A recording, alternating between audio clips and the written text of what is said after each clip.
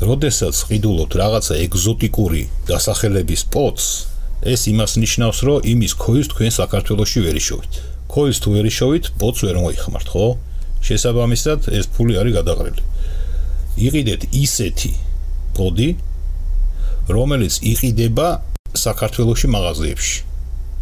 აი ისეთი პოდი იყიდეთ, იმიტომ რომ იმის ქოილები საქართველოში იქნება. თუ დაუშვათ მაინდა-მაინც იყიდით რაღაცა სხვა პოდს, რომელიც საქართველოში არ არის, მაშინ მოიძიეთ, რომ ჩინეთში მაინც იყოს იმის ქოილები დღეს. იმიტომ რომ ესეთი ვარიანტია, რომ შეიძლება პოდი იყოს ძველი გამოშვებული, ქოილებს უშვებდნენ რაღაც პერიოდი, 1 წელი დაუშვათ ან 2 წელი და შეწყვიტეს მერე იმ ქოილების გამოშვება.